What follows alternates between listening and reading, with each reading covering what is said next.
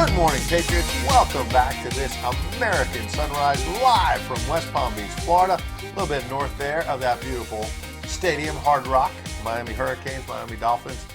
Others do some business there, some concerts. Makes me want to go to a concert, like a Journey concert. A Journey? Maybe. Hey, that's a nice tease. Journey, Don't Stop Believing. That may be coming up a little later in the show. In the meantime, let's get to some serious business. We teased this. Mainstream media doesn't really talk about this very serious issue of persecuted Christians all around the world. We want to talk about it. We do talk about it, and it's something that we need to shine a spotlight on because there's a retired military official that we want to highlight who's coming on live right now. Retired Colonel Max Woods, retired from the Air Force Reserves. He joins us now. He's part of a group that's doing something about this big problem. Colonel Woods, good morning. Thanks for joining us. Thank you for having me, Ed. We really appreciate you. So real quick, the group is called the American Foundation for Relief and Reconciliation in the Middle East. One of your colleagues reached out to me recently and said, hey, this is a big problem. Real America's Voice wants to highlight it. So let's first talk about the problem, and we'll get into some of the solutions. What's going on for Christians right now in Iraq? Well, at the strategic level, at the big picture level, that in Iraq, the Christians are dwindling. They're being forced out by situations on the ground. Of course, the biggest event in recent years was ISIS invasion, excuse me, of northern Iraq. That was in 2014, and an estimated 250,000 Iraqi Christians scattered to the four winds. And keeping track of people over there in that part of the world is difficult, but we know that approximately 60,000 of them went to the Kingdom of Jordan. And so our organization is one of a couple of other organizations that are working in that area to try to make a difference. And we're trying to rebuild small businesses in the Nineveh province area of Iraq, which is the traditional area where Christians populated that part of the region. And then we're also helping thousands of refugees that went to Jordan. Wonderful. And what are, I mean, it seems so far away when we talk about Jordan and the Middle East. What can our viewers at home do to help these people there, to help an organization like yours? Well, of course, financial support and prayers are the two things we need the most. Prayers first, financial support. But the awareness is so important because when I went to Iraq in 2004, I was not even aware of the historical significance of Christianity in Iraq, and I'm an educated individual. So the awareness that groups like you are giving us is very important to people be aware there is a significant Christian heritage in that part of the world. Christianity was there before Islam was there, with Judaism preceding both. And the Apostle Thomas came through the Middle East on the way to India in the 1st century A.D. and converted many of the locals to Christianity, and they've been Christians in the Middle East ever since. And since the 5th century, they faced persecution, and so it's nothing new to them. Their resilience is amazing and quite impressive. But what we do is just try to help rebuild small businesses that were decimated by ISIS. Northern Iraq looked like the Europe after World War II, after ISIS went through there. And in 2017, when ISIS was ultimately defeated, about 10 or 20,000 Iraqi Christians went back to northern Iraq, and we've been trying to help those individuals rebuild their lives. And then we also try to help some of the 50 to 60,000 Iraqi Christians that migrated to Jordan and are now in a refugee status in Jordan.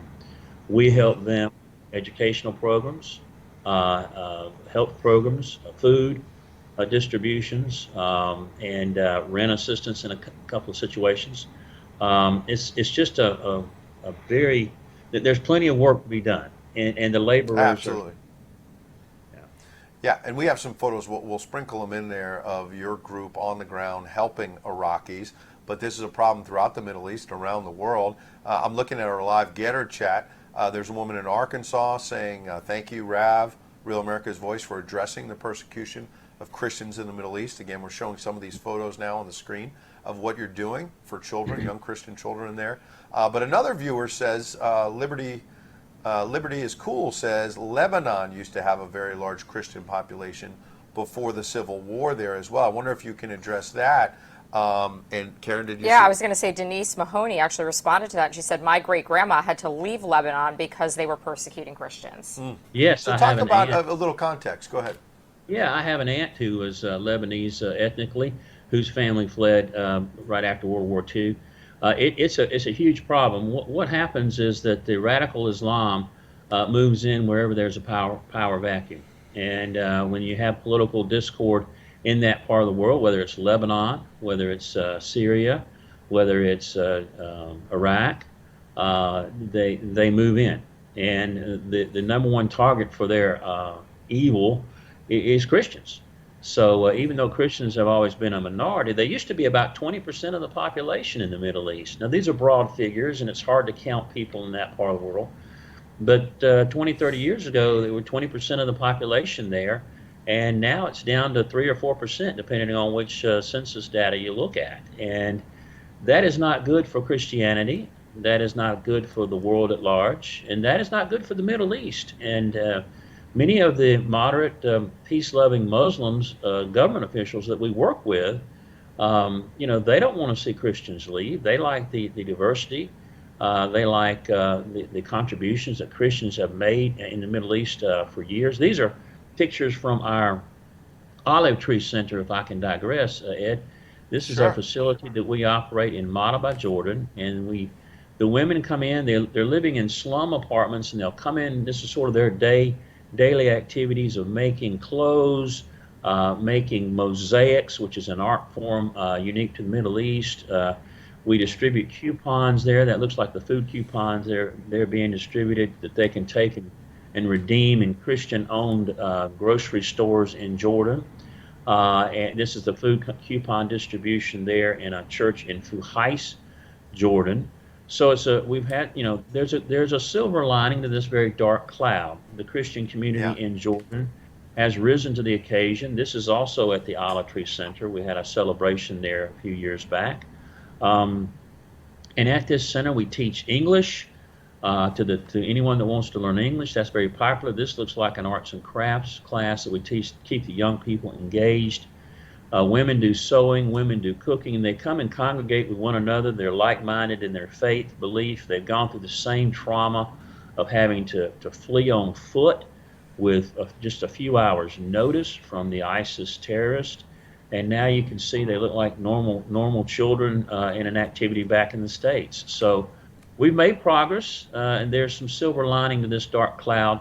But it is a continuing problem, and your viewers are correct that have texted you that this was a problem in Lebanon, this is a problem in Syria, it's a problem in Jordan to some degree, and it was a huge problem in Iraq. So this is the aftermath of radical Islam, and we're trying to help, and there are other organizations trying to help.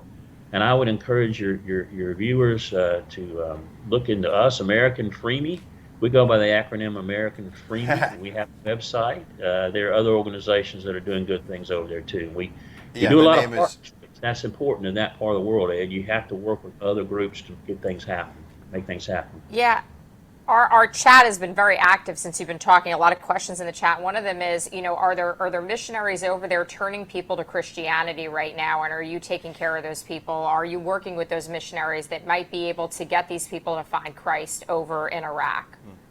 There are missionaries in that area. That is not what we do. We focus on the humanitarian side of it. We focus on, feeding them, clothing them, dealing with their mental health stress. We're not an evangelistic organization, but there are other groups doing that in that part of the world. And what you're seeing in the Islamic world, in the Middle East at least, is a lot of conversions, but they're very quiet. They tend to be later in people's lives. And the cultural structure in the Middle East makes it very difficult to convert from Islam to Christianity. So a lot of the people that do convert do so very quietly.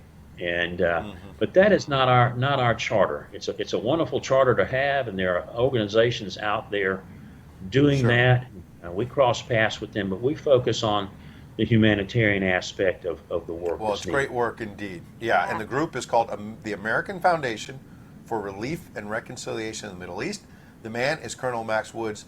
The mission is very, very important. We salute you. Thank you for your service to this great country, first of all. Thank you. And thank you for highlighting this issue. We look forward to having you back in the days ahead, sir. Thank you for having us, and we welcome any opportunity to speak with you, Ed. Thank you. All right. We'll see you soon. Thanks so much. Very important work. I love it. And, I learned so much in the chat. I learned about Denise's family, and then Joel was saying that, this was a beautiful country before the Christians were slaughtered. And, Elio, who's in there, Elio B, fled Iran. It's just really interesting to find out the connections. Absolutely. That An people have. important work indeed. On the other side of the break, we'll get some more Real American Voices, your posts on Truth Social, Getter, and Terrence will join us as well right after the break.